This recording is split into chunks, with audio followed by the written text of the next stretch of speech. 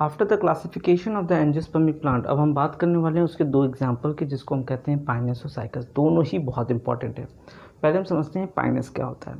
अगर हम बात करें पाइनस की, तो पाइनस को हम कॉनिफर्स नाम से भी जानते हैं। कॉनिफर्स इसलिए इसे कहते हैं कि इसमें कोन शेप होता है। कोन शेप का मतलब है कि कुछ इस तरीके का शेप दिखाई देगा कि छोटे छोटे रिफ्लेक्ट टाइप के स्ट्रक्चर यहाँ पर दिखाई देंगे, और ये फाइनली जो स्ट्रक्चर दे रहा है वो कोन शेप का दे रहा है, तो इसी को हम कोनिफर्स कहते हैं। अच्छा, ये जो अरेंजमेंट होता है ये एक्रोपिटल होता है। एक्रोपिटल, ये जो लीफलेट जैसे स्ट्रक्चर दिख रहे हैं वो जो अरेंज है वो कैसे हैं, एक्रोपिटल मैटर में है। यानी जो पुराने वाले होंगे, यानी जो पहले बने होंगे वो लोअर यानी नीचे की ओर होंगे ये, और जो यंग होंगे, जो अभी नया बन रहा होगा, वो अपर साइड में यानी ऊपर की ओर बनता रहेगा। तो ये कोन जैसा स्ट्रक्चर रहेगा। दूसरी चीज़ ये मोनोशियस है। मोनोशियस का मतलब है एक ही प्लांट पे फीमेल और मेल दोनों पार्ट पाए जाएंगे। मोनोशियस का मतलब क्या होता है कि एक ही प्लांट पे मेल और फीमेल पार्ट दोनों पाया जाएगा। जो इसका स्टेम होता है वो थोड़ा अलग होता है। क्यों अलग होता है कि कुछ स्टेम बहुत लॉन्ग होते हैं, कुछ इसके शॉर्ट स्टेम होते हैं, यानी कुछ इस तरीके से, यानी लॉन्ग स्टेम शॉर्ट स्टेम, यानी दोनों तरीके के स्टेम दिखाई सकते हैं। लॉन्ग स्टेम भी हो सकता है, शॉर्ट स्टेम भी हो सकता है। जो लॉन्ग स्टेम होता है उसके ऊपर टर्मिनल बड पाया जाता है, जो शॉर्ट स्टेम होता है उस पर टर्मिनल बड नहीं पाया जाता, कोई तरीके का बड नहीं पाया जाता है। जो लीफ होती है पाइनस की वो अलग होती है। क्यों होती है? क्योंकि 3 टाइप की तो लीव्स पाई जाती हैं इसके अंदर। पहली लीफ जो होती है वो स्केली लीफ होती है, यानी स्टेम के ऊपर जो लीफ पाई जाती है इसके ऊपर कवर किया रहता है, कवर शूट, उसी को हम स्केली लीफ कहते हैं। दूसरा होता है फोलियर लीफ, जो निडल शेप यानी मीन जो लीफ होती है वो होती है निडल लाइक, उसको हम कहते हैं फोलियर लीफ। और कुछ जो सेक्स ऑर्गन को कंटेनिंग लीफ होती हैं उसको हम कहते हैं स्पोरोफिल्स। 2 तरीके का हो सकता है। माइक्रोस्पोरोफिल जो होता है वो मेल सेक्स ऑर्गन्स को कंटेन करेगा, और जो मेगास्पोरोफिल्स होता है वो फीमेल सेक्स ऑर्गन को कंटेन करेगा। अब ज़रा हम लोग बात कर लेते हैं कि जो कोन है, यानी ये जो कोन बन रहा है वो कैसा दिखता है और क्या कहते हैं इसको। जो मेल कोन होता है, हम मेल कोन भी होगा फीमेल कोन भी होगा, दोनों को समझेंगे। जो कोन होता है उसको हम कहते हैं स्ट्रोबिलस। तो मेल कोन की अगर हम बात करें तो हमेशा ये गुच्छे में होते हैं, यानी cluster, grows in always in, grows in cluster, यानी हमेशा गुच्छे में दिखाई देते हैं। और कहाँ पाए जाते हैं? At the tip of the long stem. मैंने कहा था ना लॉन्ग स्टेम होती है शॉर्ट स्टेम। जो लॉन्ग स्टेम होगी उसके टिप पे हमें हमेशा क्या मिलेगा? मेल कोन मिल जाएगा। मेल कोन का लगभग स्ट्रक्चर ऐसा होता है, ये कोन जैसा स्ट्रक्चर दिखता रहता है। और ये जो एक एक दिख रहा है ना, इसको हम लोग कहते हैं माइक्रोस्पोरोफिल। यही मेल का जो गैमेट हो वो यहीं से फॉर्मेशन होगा, माइक्रोस्पोरोफिल से। अगर हम एक को तोड़ के उसका ट्रांसफर सेक्शन देखेंगे तो हमें कुछ इस तरीके का स्ट्रक्चर दिखेगा। 2 हमें पॉलन सैक जैसे स्ट्रक्चर दिखेंगे जिसके अंदर पॉलन ग्रेन्स का फॉर्मेशन होगा, जिसको हम कहेंगे माइक्रोस्पोरोगोनियम। जो पॉलन सैक होगा जिसमें पॉलन ग्रेन्स का फॉर्मेशन होगा उसको हम कहेंगे माइक्रोस्पोरोगोनियम। उसके अंदर MMC यानी माइक्रोस्पोर मदर सेल है। इसके अंदर क्या है? Microspore mother cell. Microspore mother cell का मतलब क्या है? जो सेल पॉलन ग्रेन्स को जर्मिनेट करेगी या उसको पैदा करेगी उसी को हम माइक्रोस्पोर मदर सेल कहते हैं। ये microspore mother cells meiosis conditions में जाती है, यानी माइक्रोस्पोर मदर सेल डिप्लॉयड होती है। मियोसिस होता है तो 4 हैप्लॉयड सेल्स बनती हैं, और चारों हैप्लॉयड सेल्स जो होती है वो डेवलप कर जाती हैं पॉलन ग्रेन्स में। पाइनस के केस में जो सबसे बड़ी खासियत है कि जो पॉलन ग्रेन्स होंगे उनके अंदर विंग्स पाया जाएगा। विंग्स पाए जाने से हम कह सकते हैं कि ये एनोमोफिली होंगे। एनोमोफिली यानी जो विंड होगा उसके वजह से, ये हवा के वजह से क्या करेंगे, ये एक मेल वाला पार्ट जो होगा वो फीमेल तक पहुंच जाएगा।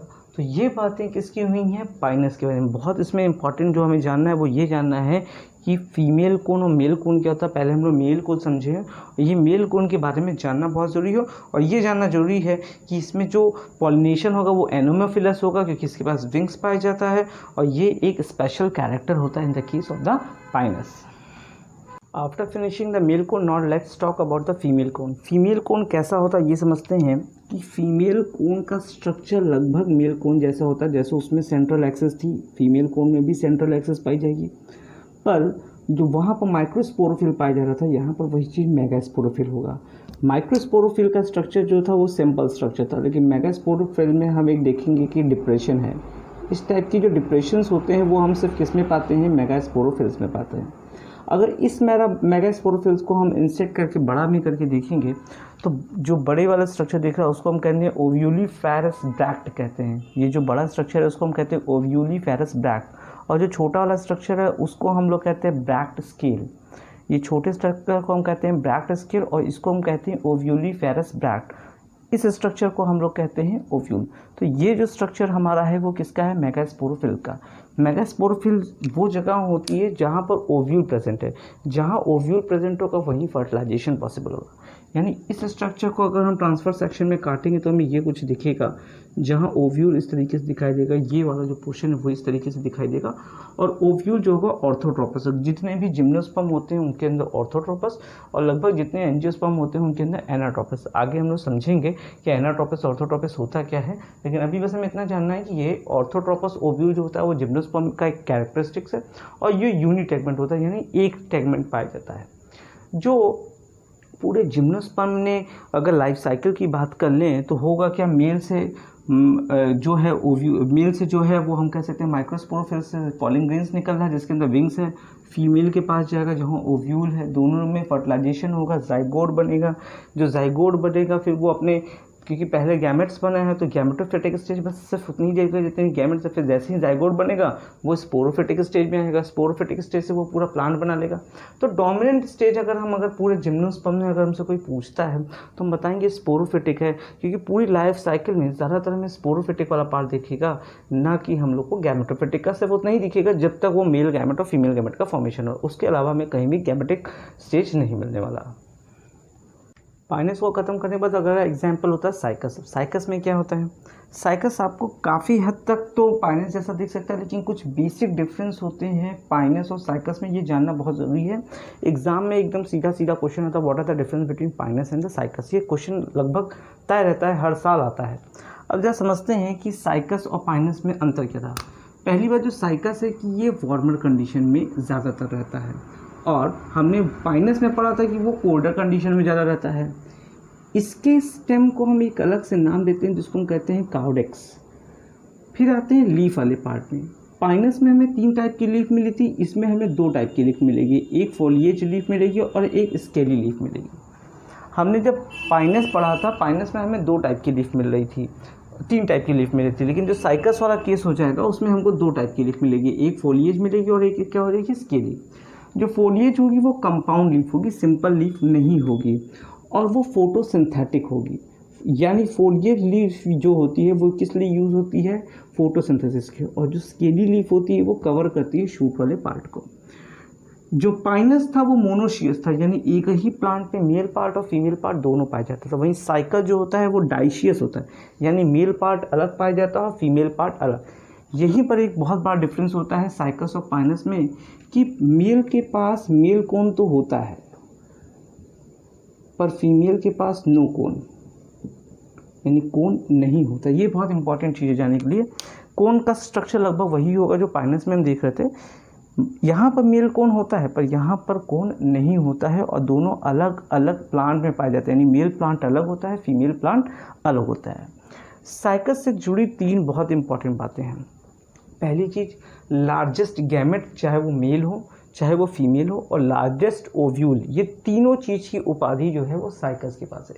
यानी largest male gamete, largest female gamete and largest ovule, ये तीनों पूरे में, चाहे हम टेरिडोफाइटा ले लें, चाहे हम थैलोफाइटा ले, चाहे ब्रायोफाइटा ले, चाहे टेरिडोफाइटा ले, चाहे एंजियोस्पर्म ले, चाहे जिम्नोस्पर्म, हम किसी की बात भी कर रहे होंगे, सब में से जो सबसे लार्जेस्ट गैमेट होगा मेल का वो साइकस में है, सबसे लार्जेस्ट फीमेल गैमेट होगा वो भी साइकस में, और जो सबसे लार्जेस्ट ओव्यूल होगा वो भी किस में होगा? साइकस में होगा।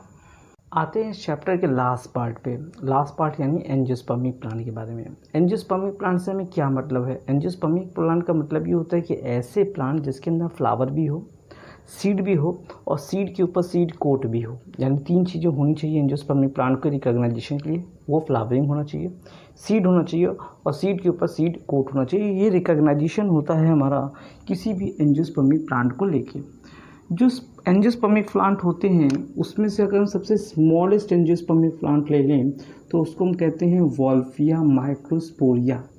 जो सबसे छोटा एंजियोस्पर्मिक प्लांट है उसका नाम है वॉल्फिया माइक्रोस्पोरिया। जो सबसे लार्जेस्ट है उसे हम यूकेलिप्टस कहते हैं, जो कि 100 मीटर तक हो सकता है। जो एंजियोस्पर्मिक प्लांट होते हैं वो हर कंडीशन में हर जगह पाए जाते हैं। जैसे एक्वाटिक में हमने जॉस्टीरा को पहले एक बार एग्जांपल लिया हुआ है। जीरोफिटिक्स भी हो सकते हैं, एपीफाइट्स भी हो सकते हैं, पैरासाइट्स भी हो सकते हैं। जो इसका जो फ्लावर का स्ट्रक्चर होता है, जरा अगर वो समझने की कोशिश करें तो नीचे की ओर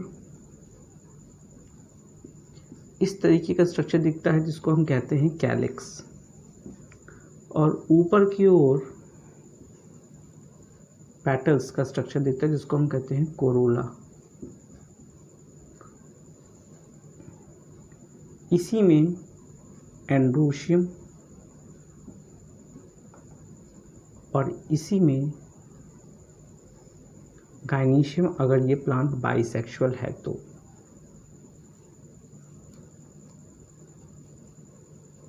तो एक फ्लावरिंग यानी एंजियोस्पर्मिक प्लांट में अगर जो सबसे इंपॉर्टेंट चीज़ है ये जानना कि इसके 4 पार्ट होंगे मेन।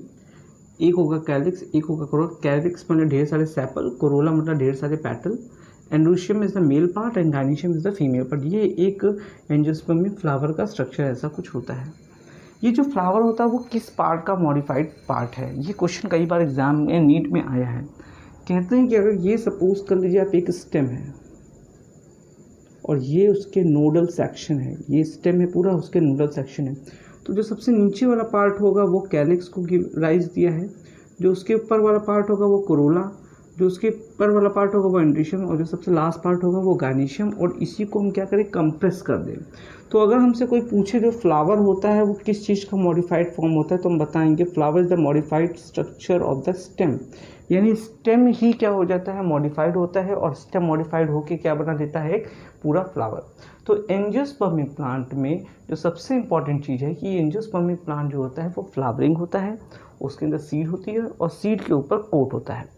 अगर सीड कोट के अंदर 2 कॉटिलेडॉन्स दिख रहे हैं तो वो डाइकॉट होगा, वरना वो मोनोकॉट होगा।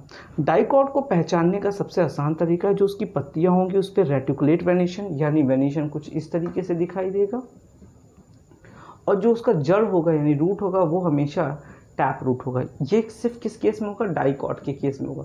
तो डाइकॉट के केस में रेटिकुलेट वेनेशन और टैप रूट होता है। वहीं मोनोकॉट के केस में अगर हम देखेंगे तो यही चीज़ जो होता है वो पैरेलल वेनेशन होता है और फाइब्रस रूट हो जाती हैं। तो ये जो डाइकॉट है और मोनोकॉट है ये फर्दर क्लासिफिकेशन होता है किसका, एंजियोस्पर्मिक प्लांट का। स्टार्ट करते हैं इस चैप्टर के लास्ट पार्ट पे, जिसको हम कहते हैं life cycle of the angiospermic plant. समझते हैं कि एंजियोस्पर्मिक प्लांट की लाइफ साइकिल कैसी होती है। सपोज कर लेते हैं कि एक एंजियोस्पर्मिक प्लांट क्या होगा कि भाई नीचे की ओर रूट होगा और ऊपर की ओर शूट होगा, इस शूट में लीफ निकले होंगे, और सबसे इम्पॉर्टेंट क्या होगा, इसके पास फ्लावर होगा। ये कोई भी एंजियोस्पर्मिक प्लांट है, ये कोई भी प्लांट हम लेके सकते हैं। अब होगा क्या कि इस फ्लावर के 2 पार्ट होंगे, एक मेल पार्ट होगा और एक फीमेल पार्ट होगा। जो मेल पार्ट होगा तो हम उसको बना लें तो उसको हम एंड्रोशियम या एंथर के नाम से कह सकते हैं, और जो फीमेल पार्ट होगा उसको हम कार्पल का नाम दे देते हैं या गाइनीशियम कह सकते हैं। ये उसका स्टिग्मा है, ये स्टाइल है, और ये क्या है, ओवरी है, और ये क्या है, एंथर, और ये है फिलामेंट, और पूरा जो हो गया उसको हम कहते हैं स्टेमन। अब अगर हम एंथर का ट्रांसफर सेक्शन काटेंगे तो कुछ हमें जो स्ट्रक्चर दिखाई देगा, काटने के बाद कुछ ऐसा दिखाई देगा। 4 लोब्ड इस तरीके, ये बाई लोब्ड है, ये 4 पोर्शन दिखाई देगा, पर ये लोब्ड बाई है, इस तरीके से हम देखेंगे। और इसके अंदर पॉलिन ग्रीन्स बनने का प्रोसेस होगा, वो भी कब, जब हम पॉलिन सैक को डिहाइसेट करेंगे। पॉलिन सैक डिहाइसेट होता है, माइक्रोस्पोर मदर सेल जो होती है वो बाहर आती होगी, उसका मियोसिस होता होगा, मियोसिस होने के बाद 4 सेल बनती होगी, 4 सेल जो होगा वो धीरे धीरे कन्वर्ट होगा पॉलिन ग्रेन्स में, पॉलन ग्रेन्स में एक्साइन होता है, फिर इंटाइन होता है, अंदर दो सेल पाई जाती है, जर्मिनेटिव सेल और वेजिटेटिव सेल। वेजिटेटिव सेल यहाँ पर आएगी, अटैक करेगी, ये पॉलिनेशन होगा। पॉलिनेशन होने के बाद